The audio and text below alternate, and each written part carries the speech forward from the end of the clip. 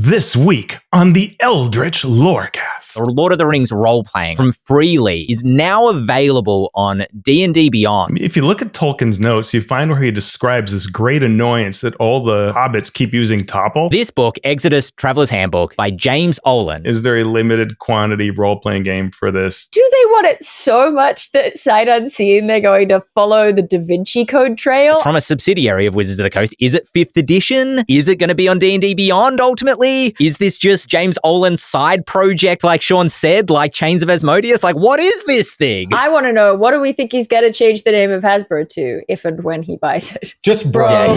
Just bro. I say those words and I work really hard not to just run off into the distance, shed my clothes, run into the forest, and seek a natural life. They're testing a video game format for the Magic the Gathering Commander format. All that and more right now. Hello, everybody, and welcome to this week's episode of the Eldritch Lorecast, the #1 tabletop RPG podcast in the darkest timeline, which is what we're living in. My name is Ben Byrne, and I am joined, as always, by Dael Kingsmill, Shawn Merwin, and filling in this week for James Hake, Teos Abadia. Teos, welcome back to the #1 podcast in all the realms. Oof. It's really nice to be on the Sly Flourish podcast. Thank you so much for having me, Mike. Ben Byrne. Nice.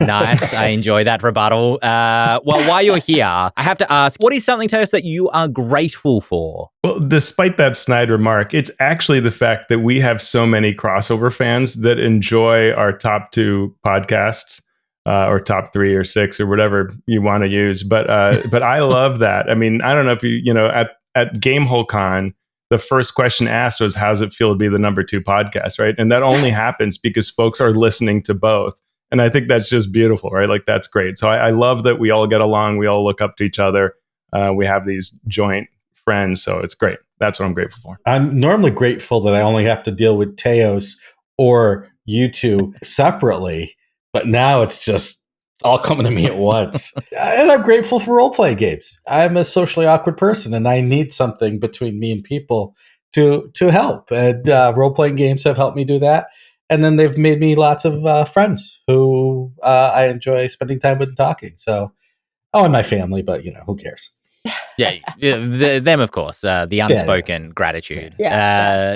Always never tell them. That's the key to great family bonds. Dael Kingsmill. Yeah, it's tricky because I feel like you gotta really just go, obviously your family and your friends and whatever. Like, your health, sure. Just sweep them away and find something. Otherwise, everyone at the table is gonna say the same thing, right? I am grateful to be in a position where I can be invited on charity games to raise money for like puppy rescues and chat with people that are interesting and intelligent and similarly fascinated by game design. I am very grateful to be somehow in the position where I get asked to do these sorts of things. I am grateful for all 3 of those things. You've stolen my answers, all 3 of you. So I am grateful that I don't have to verbalize it. I've got one more.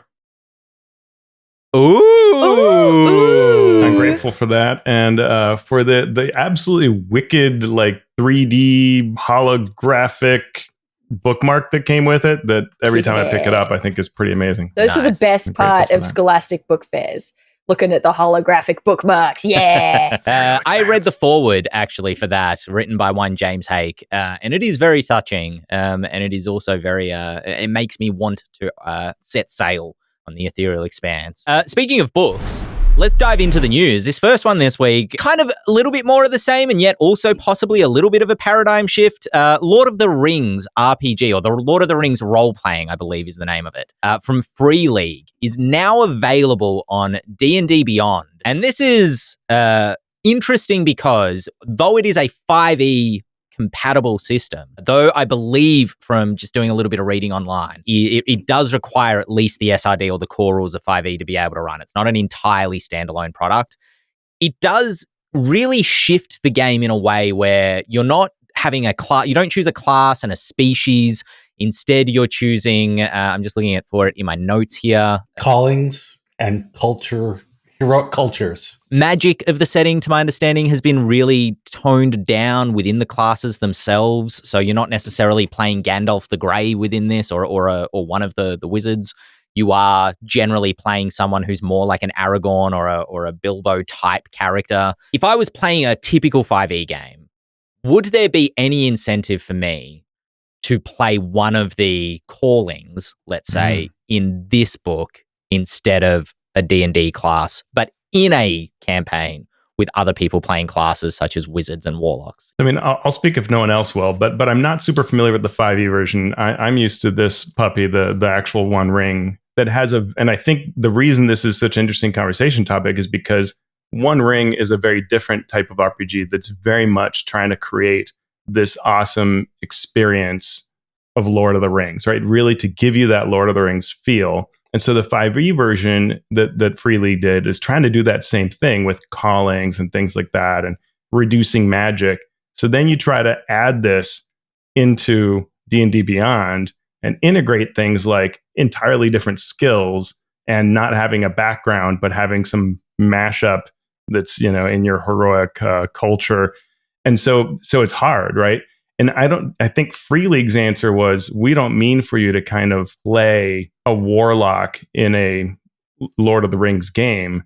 We mean for you to play Lord of the Rings with a system you're comfortable with. And D&D Beyond is allowing you to cross the streams, but that was not what the Ghostbusters intended, right? Well, that's why it's interesting to me is the conversation that was being had, a year and a half ago, 2 years ago, when the OGL stuff happened, and then Tales of the Valiant, originally known as Black Flag, started arising at Kobold Press.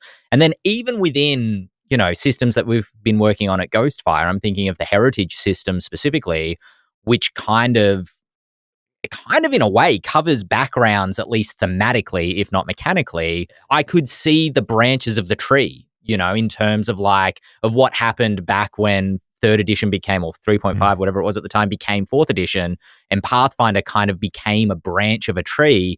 And you can see, we did an episode on this a year ago. I remember the thumbnail, I called it the sundering of 5e or something like that, where all these separate systems, wow, it's a thumbnail, started sort of separating out.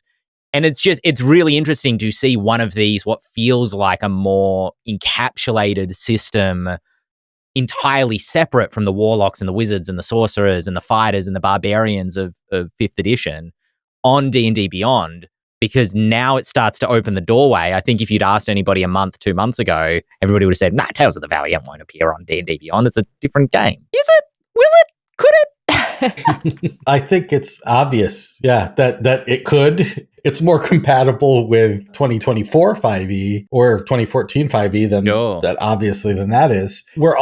I'm always trying to figure out the business case behind the game design case.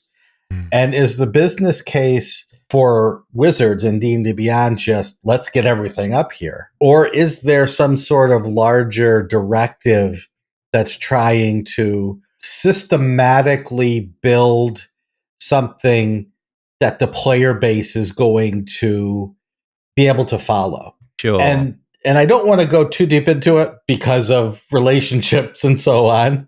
It's leaving me scratching my head. I mean, it could be a lot of things, right? It could be as simple as, let's bring everybody to this platform so that everybody will want to be on any platform we have, whether it's the VTT or some other subscription service or whatever. It could be that simple, or it could be more complex, like, let's have this be the place where people think of RPGs existing and that they don't exist elsewhere, even though obviously they do.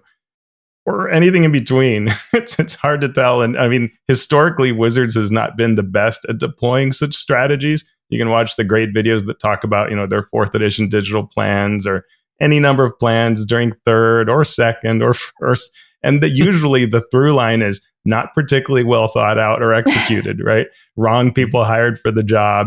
And meanwhile, the design team just kept designing until the noise went away. And so that may be the case here, or maybe they have a real brilliant plan. Who's to say? The thing I wonder about, if we look to D&D Beyond as the place that represents what D&D is to the world, right? This is the place we want people to go to first, that they look at, that they go, this is where all of D&D exists. I do notice, I don't know whether this is like the plan or the goal or any of that, But I do notice that the things they're picking up are kind of tweaking that image of what D&D currently is. I think there's been a lot of talk, particularly as other games sort of branch off, like you're saying, Ben, and they sort of have to plant their flag and say what they are versus D&D. And what a lot of these games do, they say D&D is your mixed bucket of everything. It's your kitchen sink fantasy. We've chucked everything into D&D fantasy, so it's kind of a mishmash. It's very zip-zap-boing, as I often say. If you want something that's gritty, here's this other game. If you want something that's, Lord of the Ringsy, down to earth, grounded, you need to scrounge for food, it's all about the travel, there's this game. If there's, you've got these other games that are kind of branding themselves as different to D&D in that way. But if D&D collects Ghostfire sort of Grim Hollow stuff, if it collects Lord of the Rings, if it starts collecting other things that are attached to 5e, but it goes, look, you can do that specific genre of fantasy. You can narrow it down. You can be this niche within a niche with our game, and we'll show you that on our homepage. Mm-hmm. I think it starts to tackle that branding, that image issue. Even if it's not in a huge, big business move, it's still something valuable to be able to say to an audience, you can play what you want to play. You don't have to play the kitchen sink fantasy. You can play your Grimdark. You can play your Lord of the Rings. Here's the evidence. That's the thing that's kind of at the front of my mind when I look at these kinds of acquisitions. Also, I don't like that I use the word acquisitions. They haven't acquired, you know what I mean. I was actually... Partnering, acquisition is a different thing. I shouldn't have used that word. It's because I had acquisitions Inc. in my brain. That's the only reason I use that word. That's not the actual legit word that I should have used. Yes. Partnering with Freeland, to bring this, because I think we talked about internally here, because as a third-party publisher, and I'm sure every third-party publisher will tell you the same thing, one of the most common questions we get these days when we publish something for 5th edition is this going to be on D&D Beyond? Can I get it on D&D Beyond? Hey, have you published this on D&D Beyond? So it's really great for third parties in moving into diversifying into different kind of, systems, if they're different enough to be called different systems, feels like they are trying to set themselves up to be kind of the Steam of tabletop role-playing games in some way. And I wonder how much of a problem this is for another website from a competition sense, for someone like Demiplane, who are kind of positioning themselves in the market as the alternative. Hey, come play Vampire Masquerade, come play Call of Cthulhu, come play these other games instead that aren't 5th edition. If D&D Beyond can give itself the appearance, if not the actuality, of we provide lots of different experiences, even if they are all 5e, if that is a competitive strategy within the digital gaming marketplace. I mean, D&D is already that. Yeah. Fair enough. So, but that doesn't stop wolves from being hungry. So it's possible. It might just be as simple as, let's get more slices of the pie. And so, maybe the reaction to the OGL looking out and saying, hey, look at all these people having these huge Kickstarters, is what if after they have their huge Kickstarters, we're selling the best and biggest through our store, so we're getting big cuts of it, then we're not as hurt by it. I think also the sort of audience that I would be talking about isn't necessarily the audience that's coming to role-playing games for the first time looking for a dark fantasy experience, or assuming that D&D offers that off the bat, and then finding Grim Hollow on D&D Beyond, or looking for, I've never played a role-playing game before, but let me try, but I really like Lord of the Rings. Oh, that's on D&D Beyond, let me try this game. I wonder if more the audience it's capturing is those people that have been playing 5th edition for years. They're a little bit beyond 5th edition. They're like, look, I'd really like to try something else. Well, there's something else here, Lord of the Rings. It is offering a different experience. I don't need to go start an account on Demiplane or wherever else and play Call of Cthulhu or whatever. Maybe we just stay on D&D Beyond where all our character sheets are, and we can try to get this different experience on this same platform, is perhaps the target audience for that sort of thing. How big that audience is, I don't know. Yeah. Before D&D Beyond was purchased by D&D, something that would happen often is people would say, oh, well, D&D Beyond is a Wizards thing, right? And yes. everyone would go, no, it's not. And so, I can only expect that there are a lot of people out there going Grim Hollow is written by the D&D design team, right? I hadn't thought of it that way, but yeah, you might be right. I mean, and inevitably, that menu, when you do the drop down in D&D Beyond and you see all those products, at some point, all of your partners can't be on there. All of your stuff can't be on there. It gets kind of, it's like the RPG section at a gaming store. It gets very confusing. And what is yours and what is someone else's? And maybe you don't care, but maybe you do. And it can be a problem to have so much up there. And where is it? And how easy is it to find it? And if they ever open it up to the general public, like a DM's Guild style, woo. Yeah. There's also, so we've talked before on this podcast about, Coke and Pepsi. It's D&D is Coke. Pepsi doesn't have to convince people to drink cola flavored beverages because Coke's the big dog who's doing that. Pepsi just has to convince people to stop drinking Coke and drink Pepsi instead. They already like cola. Come drink Pepsi instead. But there's also the factor, like Teos was just saying, you go into your fast food drive-through and you ask for a Coke and they say, do you mean Pepsi? And you're like, yeah, sure, whatever. You know what I mean? But I think with D&D audiences, it is an interesting thing at the moment, at least sort of anecdotally. It seems that people within TTRPG fandom, so not just sort of like miscellaneous general people who play D&D, but like people who are in it, D&D itself and Wizards of the Coast itself kind of has a problem with curating its audience at the moment. Its relationship with its audience is a little bit on struggle street right now. I don't think it's on death's door by any means, but a lot of folks who are vocal within that space are pretty unhappy right now. But when you partner with audiences they're deep enough, they're not just into D&D, they're into Grimhollow, they're into Lord of the Rings, they're into, this specific game, this specific branch. Those are diehard fans. Those are people who support every project by, you know what I mean? Those are the fans who are more willing to give their time, their enthusiasm, their money to support a particular thing. And so when you partner with one of these other brands, you're buying their goodwill and also the goodwill of their audience to a certain degree. And so that's what's super valuable for Wizards of the Coast in these kind of partnerships. Like you're saying, Ben, that it's very valuable for third-party publishers to get on D&D Beyond, and that is true. But it's not like it's a charity. They are getting something out of it as well. Yes, and there's also, to flip that around, the group that doesn't care what Wizards does. They're not anti-Wizards at all. They just want more content, but they want Wizards content. We put out, Teos and I, the Acquisitions Incorporated book. Thank you for introducing that, Dael. And what did people who saw it say? Some people saw it and said, okay, cool. But a lot of people saw it and said, well, that's not Wizards of the Coast. I don't trust that. Yes. Even though Teos and I have both worked with Wizards, Scott Gray has worked with Wizards, we had Wizards of the Coast actually reviewing it and publishing it. So they're like, well, no. But now on D&D Beyond, they're not going to the Acquisitions Incorporated book. They're going to the character builder, and they pull down their list of options of spells and backgrounds and stuff they can take. And they're like, plaintiff as a background, that's weird, but it's there. So click, hey, that's cool. And now it's fine. But the cover of the book looked different. We can't have that. But, it's there, then it's totally fine. And I would say that those people outnumber the people who need the goodwill of a third-party IP, outnumber them 20-1 at least. Yeah. Particularly in use on D&D Beyond.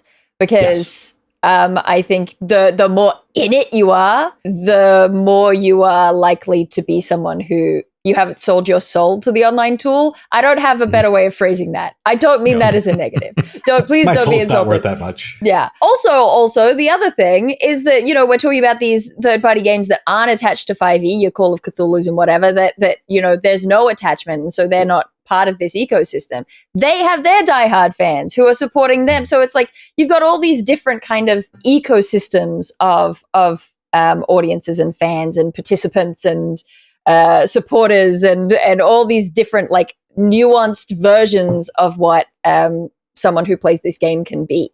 And they're all doing their own thing. And so it makes it really hard to tell what the goals of any given business are. You remember though, before the OGL stuff, when this podcast was still in its first infancy, its first year, I'm remembering this thumbnail as opposed to its second infancy. ISO came out with Pathfinder 5e, like an adventure path or something that was 5th edition. And we were all like, what? 5e Pathfinder? I think that's when we talked about Coke and Pepsi. Yeah, that might have been. But it felt like a lot of other games were creating their 5e version, and maybe One Ring did this as well, although the timeline, Call I of think, Cthulhu has an later. adventure that's, yeah. And it was like, okay, so they're trying, it's known in the market that it is very hard to get somebody to learn a new role-playing game because it is a big investment, right? Not just monetarily, but time and mental space, and learning a new RPG can be like learning a new language almost, in terms of like for me, it's maybe not quite as intense, but for me, it's kind of like, I find it really hard when we were playing Fate. Thank you. Fate Accelerated. I just kind of fell back into translating everything into 5e terms without really necessarily meaning to. And so creating a 5e version of Pathfinder, kind of bringing 5e fans closer to the brand of Pathfinder. Then everybody seemed, when the OGL stuff happened, everybody seemed to back right off of that. And it was like, oh no, you should be coming over and playing Pathfinder. That's a different game entirely. Pathfinder 2e, oh, it's all here. I don't mean to pick on Pathfinder specifically. That cares about its fans. Exactly, and would never change its policies around how third-party people can create. Oh wait, we did anyway. But I'm kind of curious to see if there will be more creeps back towards creating 5e versions of other games for the potential to get on D&D Beyond. That's really interesting, given the Illrigger also being on D&D Beyond recently, because MCDM is writing a non-5e RPG. So should they put out a 5e version just because there's that sweet... Not only are they writing a non-5e RPG, but also we're talking about D&D Beyond. They're making their own, virtual tabletop platform that has its own character creator, that's going to have its own marketplace where you can, have all these different third-party things or independent products made that you can. So they're also, in a lot of ways, making a rival to D&D Beyond. But that is specific for their non-5e game. So, yeah. And Kobold Press has done a character generator, and a number of places sort of seem to be kind of feeling like you've got to have some sort of online tool that is yours to, I think, compete with this idea of you can't create a character in D&D Beyond using, this rule or that rule. And so you either get onto D&D Beyond, or actually ideally both get on D&D Beyond and exist elsewhere. But yeah, it's hard. About the Illrigger bit going on to D&D Beyond, and was it 2024 rules Illrigger, or was it 2014 rules Illrigger? It is 2014 rules Illrigger. It's the revised version that MCDM did, but the 2014 compatible. The reason I bring that up is, first of all, somebody pointed out, I think either in the comments on the Lorecast or somewhere else, that there's no SRD for 2024 yet. So third parties can't publish until there's an SRD. 2024 rules content. And that kind of caught me a little off guard, because we made no bones about the Grim Hollow 2E is 2024 compatible. So I've just been in that world. It didn't occur to me that, oh, wait, right, yeah, if you're publishing now, you've got to wait for the SRD. The other reason I bring that up is that Lord of the Rings, the role-playing game, is 2014 rules. Does that matter as much for Lord of the Rings, the role-playing game?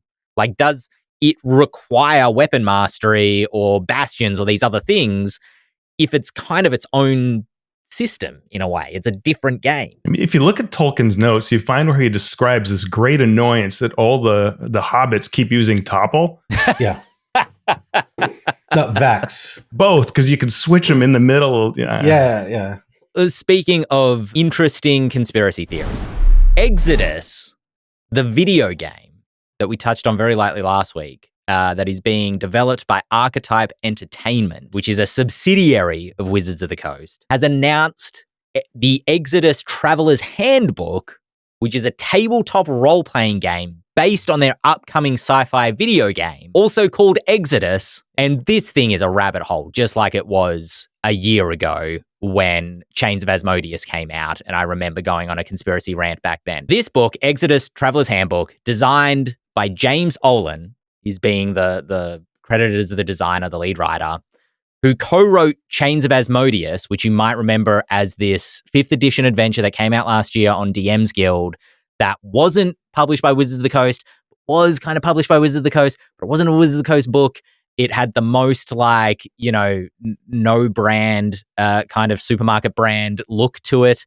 and yet everybody went nuts for it. It's a high-level adventure campaign. James Olin has also written Exodus Traveler's Handbook because I believe he's the director of Archetype Entertainment and of Exodus the video game. Nobody knows what this video game is yet. It looks beautiful. The art design on it is incredible, if not a little bit. BioWare might have their lawyers knocking on the door because it looks a lot like Mass Effect, which makes me happy. But nobody knows what the gameplay's like, let alone the gameplay for a tabletop RPG based on this thing.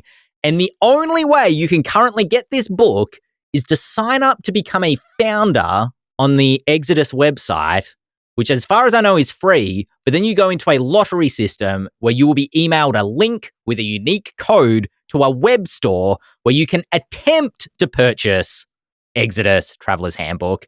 But there's such limited quantity that you're not guaranteed to actually be able to purchase one for a book that you don't actually know what the system is like. It's an intriguing marketing strategy. Yeah.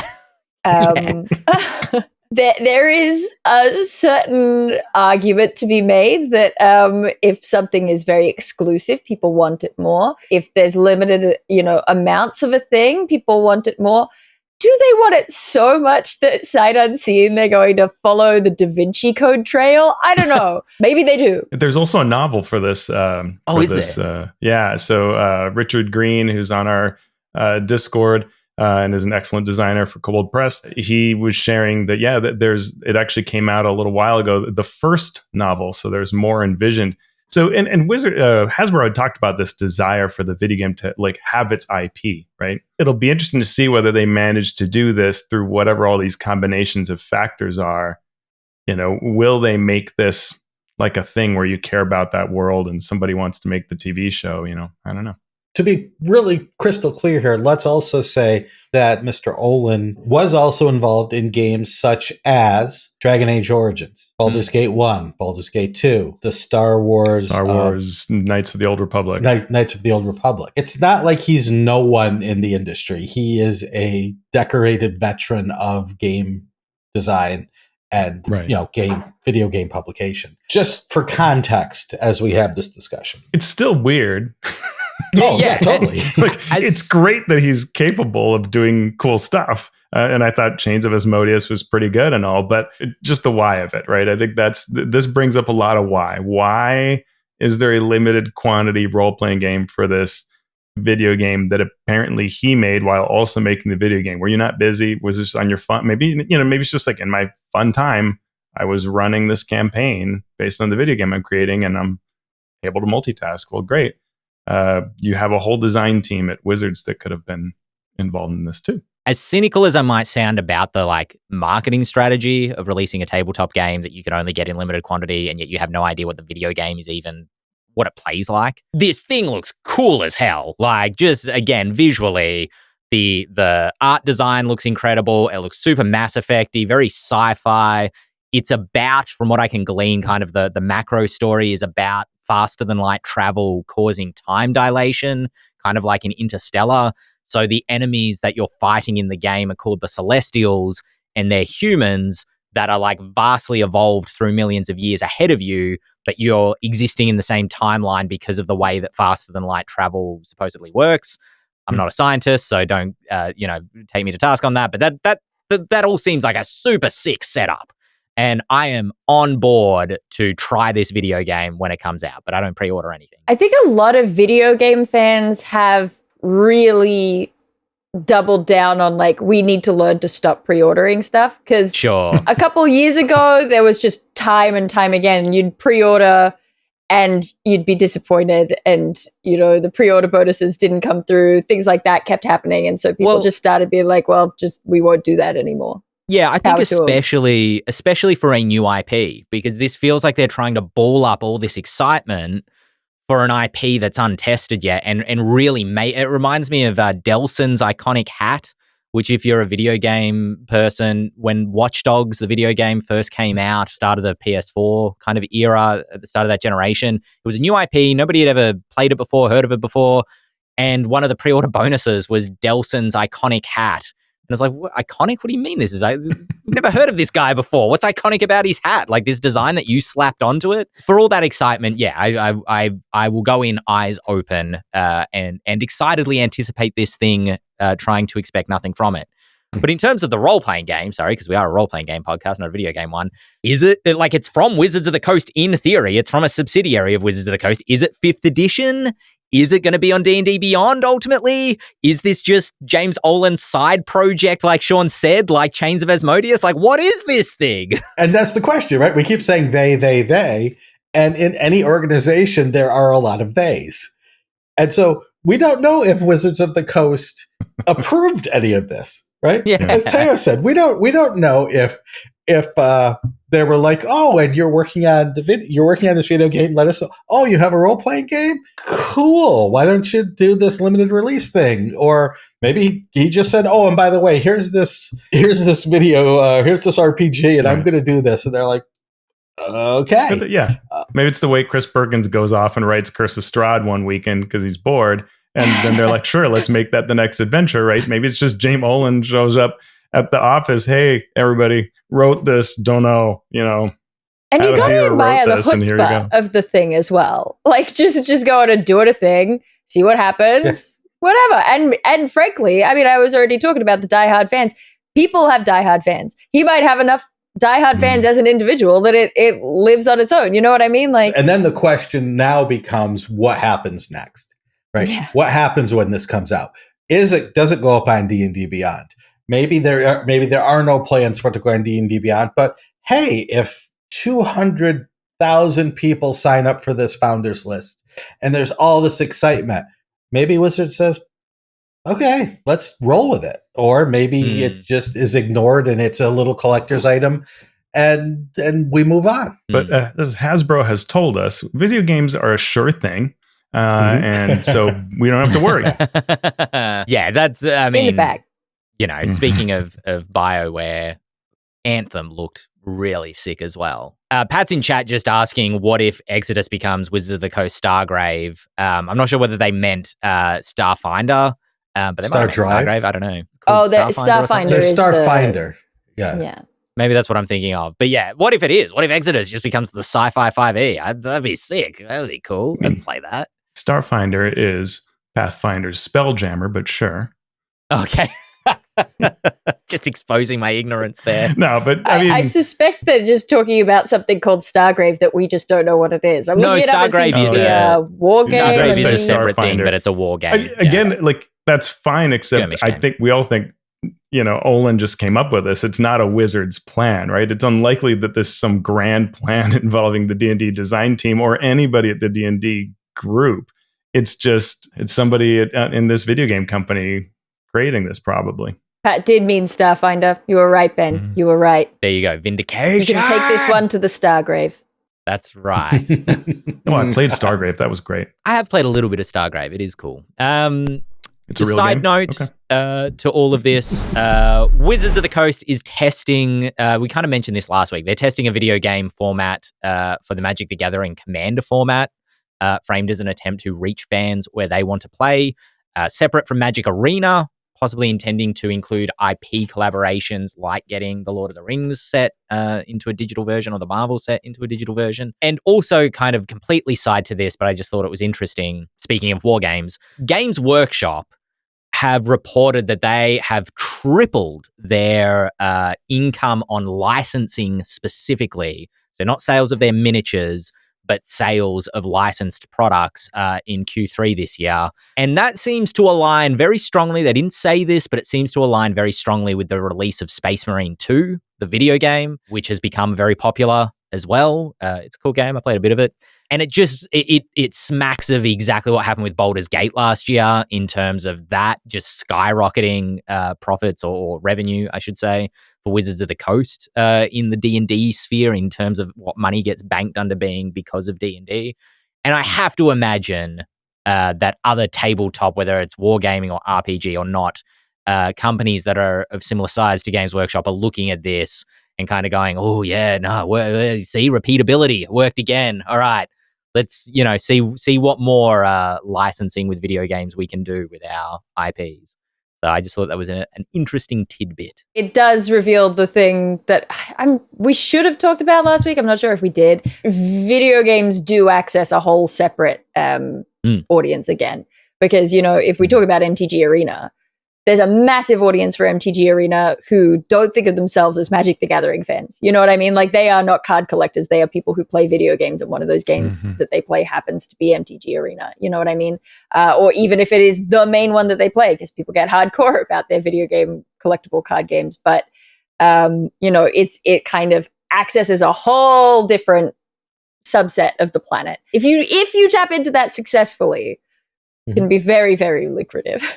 Yeah. If you could get even 1% of a video games audience to come to your non-video game thing, you're likely tripling your revenue as a role-playing game company. That's the discrepancy between the revenue for those two media. And what's interesting here is it's Wizards wanting Magic the Gathering to be bigger, right? Which I say those words and I work really hard not to just laugh and run off into the distance, shed my clothes, run into the forest and seek a natural life. But, okay, let's play along. You've got Magic the Gathering. You've got this Commander format that has been this groundswell of energy. And of course, the thing to do is monetize it fully. So this is an attempt to do that, right? And there could be no bad repercussion from doing so with this thing that's been community-led and grown and provided you with so much energy. So, of course, turn it into an app. And then simultaneously looking at, from what I understand from some of I forget if it was an interview or where it was, but somewhere somebody at Hasbro was saying to tap into the sort of Marvel Snap type. Right. And so, of course, whatever happens to be selling currently, you want to also do that. And boy, that couldn't have any negative repercussions either for your Magic the Gathering franchise. And so there's just always this assumption that it'll somehow pan out and give you more, and that you must try it, right? Every shaft in the mine must be fully obliterated. Really, tabletop is here a nice word to use, because you must just clear the top of the mountain. What could go wrong? Well, speaking of things that could go wrong, just a little follow-up last week's disagreement on Twitter, on the platform formerly known as Twitter. You'll remember there was backlash to the forward that was written in the making of original Dungeons & Dragons. The writer of that forward, I think I misquoted last week, that was Jason Tondro, and was asked on Facebook if he anticipated the type of negative feedback that book received in relation to the forward that he wrote, talking about how, hey, early versions of D&D were not particularly sensitive when it became to underrepresented groups, women, et cetera, et cetera. Jason's comments said that during development of the book, the marketing team asked what sort of critiques the book could receive, into which Jason responded that progressives and underrepresented groups could justly take offense. This is him quoting. I'm quoting from him here. Sorry. Justly take offense to the languages of OD&D, and wrote the forward to address these concerns and kind of historically contextualize what was going to be in the book, to ensure, I suppose, that like anything that came up that was questionable didn't seem like it was being endorsed by the curators of this book, by the writers of this book.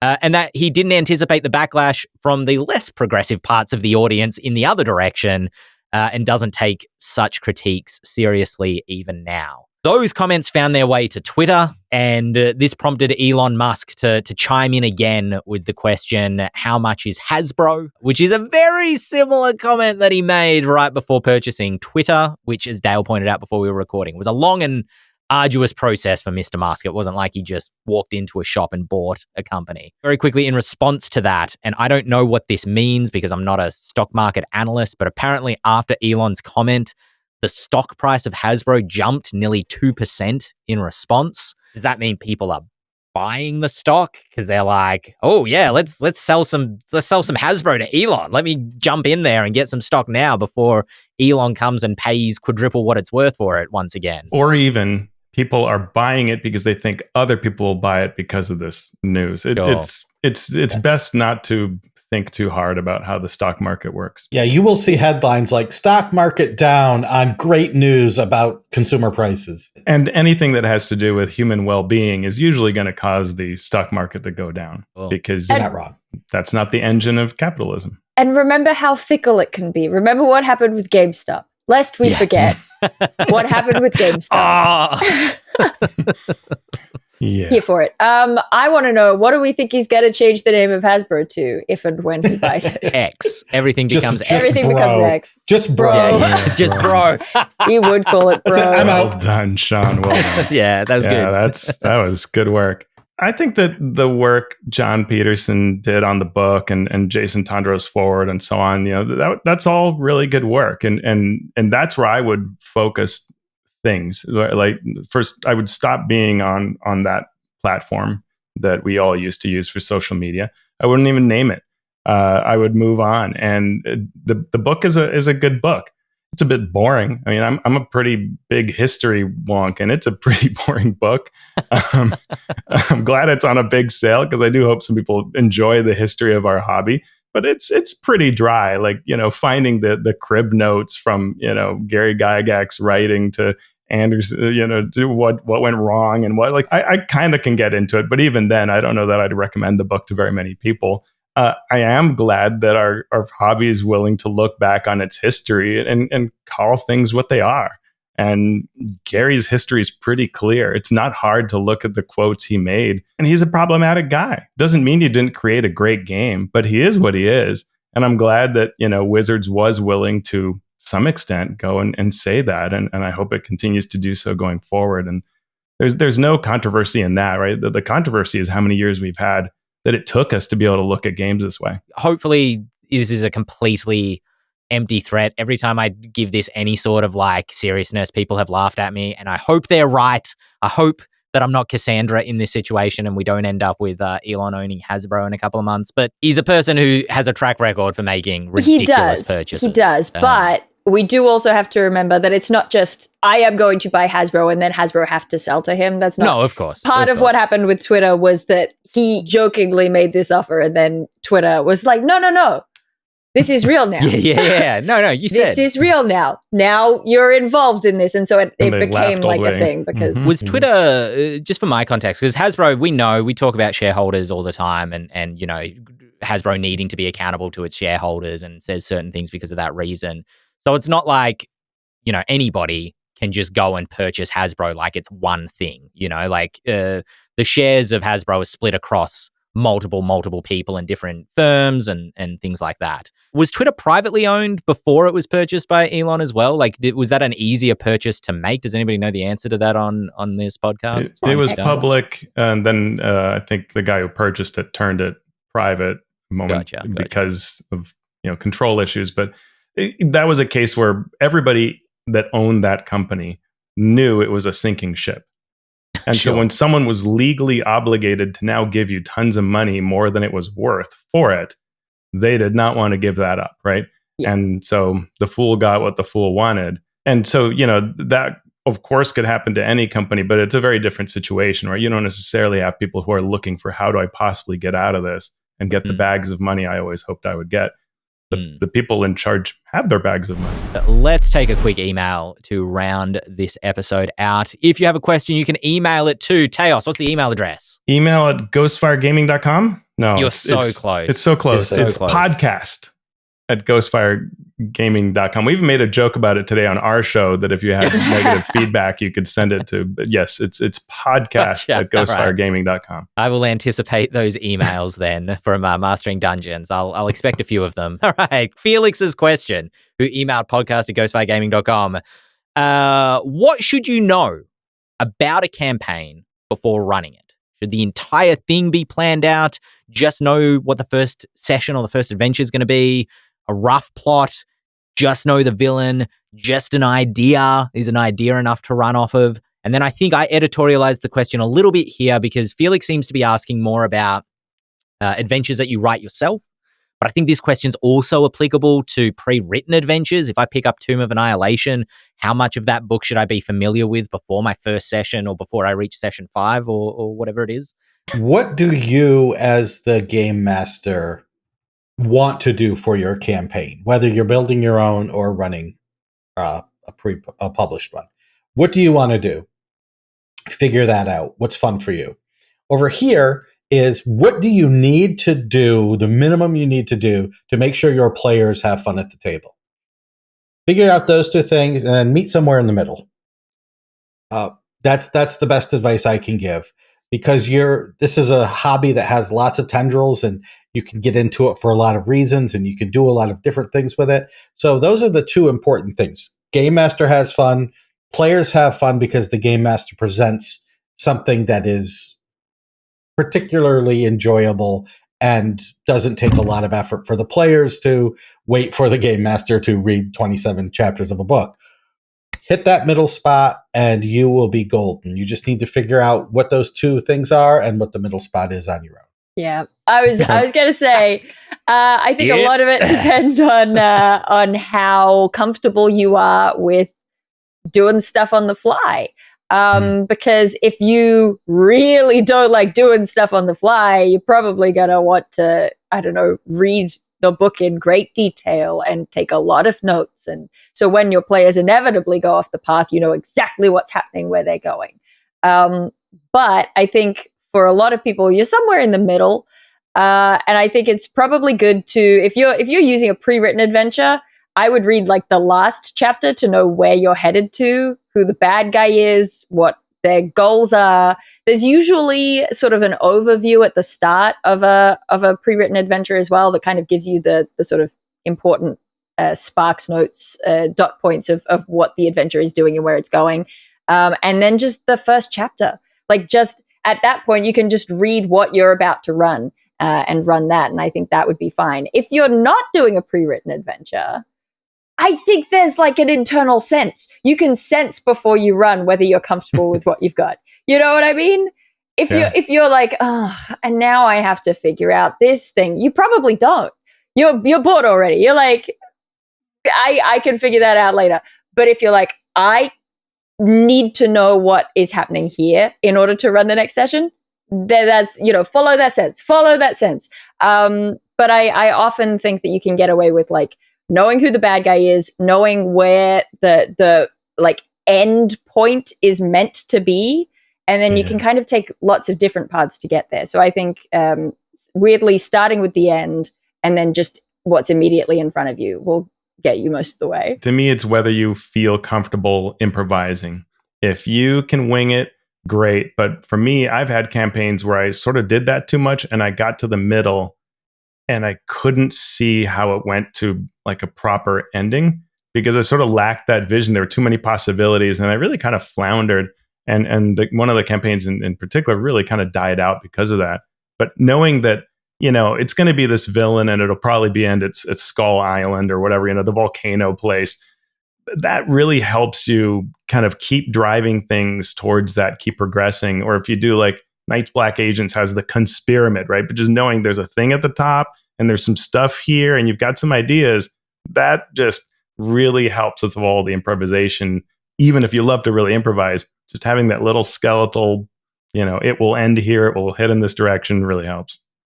When I ran Tomb of Annihilation, it was the first adventure module, I think actually currently the only adventure module I've actually run that wasn't my own thing, aside from Lost Mines of Phandelver, but that's very digestible because it's quite small.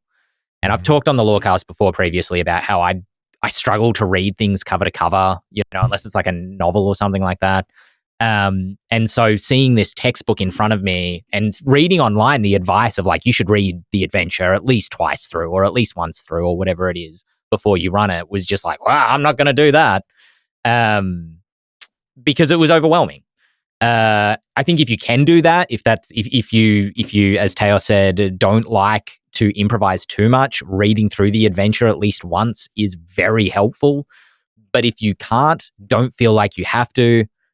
I did basically what Dael said, which was, I think you should know what the end is so you know where you're going and where you're trying to get the party to. And that also gives you a lot of the whys of like individual things happening. Yeah. The other thing I almost got stung on with Tomb of Annihilation specifically, but I'm sure other adventures do this as well, was that there was a lot of treasure and a lot of things that happened in the titular tomb. When I say treasure, I mean like specific magic items that had kind of a bit of a story to them. Things that would happen in Omu as well that were meant to be foreshadowed earlier in the adventure. And if you don't know those things, you can't foreshadow them. So when they come up and actually appear on screen as it is or on stage, the party have no connection to them. And so it doesn't really land the way it's meant to be. trying to find those as much as possible, but without feeling the stress of needing to understand every part of the adventure cover to cover. Some adventures do a good job of, I think as somebody said in chat, like important NPCs. These are the people you really need to understand what their role is in the adventure before the party reach them. I think Omu has all the curses, all the animal spirits, I think, that can inhabit the party. Yeah, having those on like one page, I think, was pretty helpful to understand, okay, what are these going to do when my party reach them? So I can understand how they're going to interact with the rest of the dungeon and how they interact with each other as well, because they had a thing. So not reading the whole adventure can catch you on those sorts of things.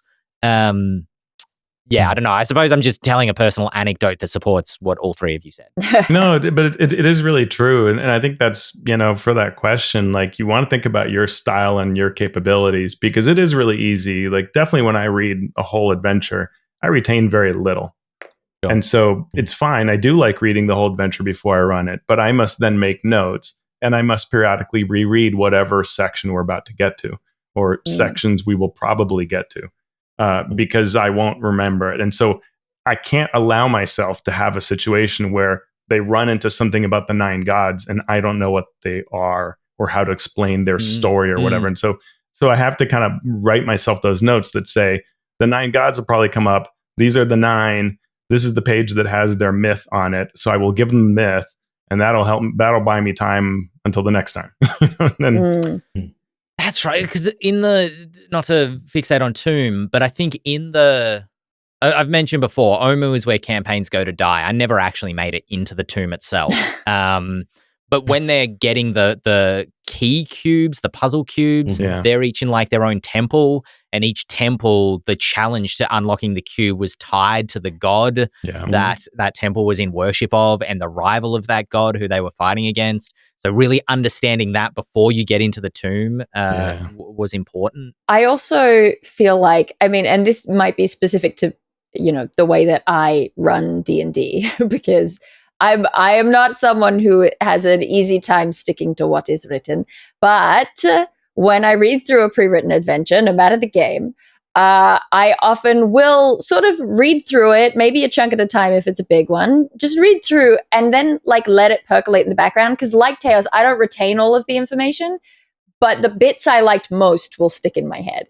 Oh. And so then I like do an almost a rewrite, like a brief dot point rewrite of what I remember the adventure being rather than what the adventure actually is. Because that way I can just scrap all the stuff that I think was boring or pointless or, didn't need it. We'll move on. We'll go through just the fun stuff. And I find that really, really handy. And I thought of another thing. If you are writing your own adventures, things I have found helpful are the way that Justin Alexander describes structuring sort of mysteries, which I think is based on Blowback, which is a sort of an indie spy game. I believe it was based on that. Could be wrong. But he uses that in like various of his Redux D&D adventures. And then also City of Mist has a similar kind of thing that I think they call it the iceberg system, where it's just like following the beats of the story as it unfolds until it leads you to that final scene. But it structures it in a really sort of an easy sort of skeleton scaffolding way where it's just like, you don't need all the details. These are the important bits. And if you wanted to look into those are helpful if you're writing your own adventure. J Pizza Beats put in here, figure out 1, where is here, 2, where is there, and 3, why do the players need to go from here to there? Which reminds me a little bit of what you've said in the past, Shawn, about going from the known to the unknown is what exploring is kind of about. And I think that's great, particularly for designing your own adventure, is if you don't know everything that is going to happen along the way. I knew when I was running my Fallowheart adventure last year or earlier this year, the climax of the story was probably going to be a confrontation with the Count in Kervina, the castle in Fallowheart. Kind of like, at the end of Curse of Strahd, they're going to go and confront Strahd in Castle Ravenloft. So how do you, what things do you need to get them from here to there? You don't need to know all of those things, but you might want to know a couple of them, especially to give options to players. So there are different boroughs of Fallowheart, the city, and I knew that I wanted a quest kind of tied to each borough. I knew what some of them would be. I didn't know what the other ones were, and I just invented what I thought would be cool or what I could use. I actually pulled the warehouse from the first episode of Agents of the Empire. I pulled that and used it as a warehouse of the Augustine Trading Company with a shop front, because they had to break in there and do a thing. And so figuring out like where can you pull things from different areas that'll make your prep easier for you. You don't have to have it planned out the whole way through, but you just need to know, pardon me, I think as Jay Pizza said, where is here and why is it important? How will they get to there? And what's the process that they can, what are the pathways they can take? Yeah, if a published adventure is well written, it will have at the beginning of each section, act, encounter, scene. In this scene, the characters do this for this reason.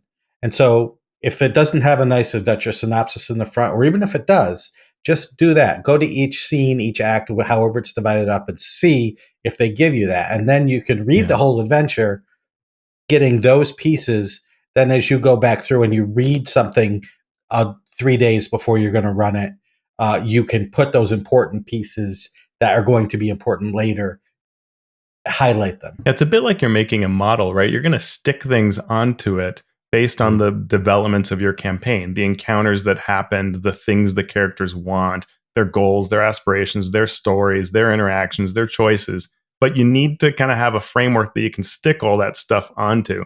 And so you must understand that in order to go, right? Like you were talking about, Ben, like, I know I'm going to go to each of these boroughs. And so I'm looking for, when they ask a question, I can channel it towards a particular borough, right? Well, you hear a clue that this, and now we're going there. And hey, you gave me the reason why we're going there. And I can build upon that because I know what I'm doing, right? And same thing with these other strategies. Like they are strategies that are meant to help us add on that little bit and flesh things out, right? There's a conspiramid, so I know that there's something at layer 2. And if you ask me the right kind of questions, maybe that becomes a boss at the level 2 level, and we'll go towards that, which will lead us towards the topmost level, right? Like, yeah, it's that knowledge of the skeletal structure you're going to hang everything onto, and then you can improvise more easily. Shout out quickly to It's Steve mentions the Grim Hollow bounty cards give them ideas for prep, which I love. Because quick shout out to my wife who wrote like a third of those, which she's got a credit in the RPG industry. Yeah. But I'm also glad he mentioned those because I'm thinking of using them at the moment. I wrote the other 2/3 of them, but I've never used them in a campaign before, although I've used that style. And I went back to them and I was like, I don't have much time to prep at the moment. Our sessions don't tend to run that long. I don't know that I want to prep a lot at the moment because writing Grim Hollow is my job, but going home and then prepping a Grim Hollow campaign isn't always the best way to unplug for me. But here are these cards that I can throw out 3. I can choose the 3 that I like the monsters of, throw them out in front of the players, and I could run any of those 3, and then they can choose which one they pick up.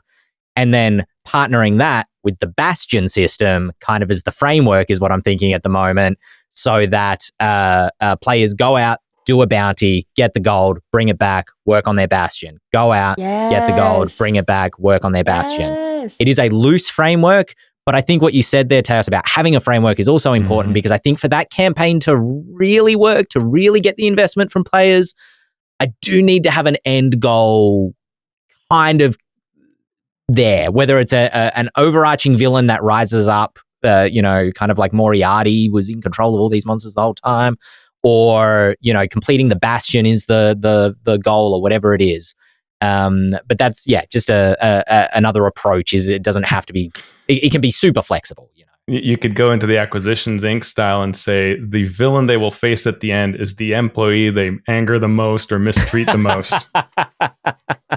Well, on that note, before I anger anybody else here and turn one of these hosts into an arch villain of my campaign, we're going to get out of here because this is the end of the episode. Likes, stars, all that stuff, that would be great. You can catch us live. When can I catch you live, Ben? 6 p.m. Eastern Standard Time, 3 p.m. Pacific Standard Time on a Tuesday afternoon/evening. Or if you're in Australia, it is 10 a.m. Eastern Standard Time on the Tuesday. And if you're elsewhere in the world, good luck to you. We hope to see you here. You're Well, Anyway. you said Tuesday for Pacific time, but that was Monday. It was Monday I? evening, Monday. afternoon. Mhm. Just Pat's, wait I'm- on our Twitch channel 24/7. It's We the will best show way. we will show You're up a real eventually. Teos, where can folks find you if they want to catch up with your content? Well, when I'm not geeking out on your Bastions video, you can find me at alphastream.org. Definitely recommend Teos's YouTube channel as well, Alpha Stream. Go check it out.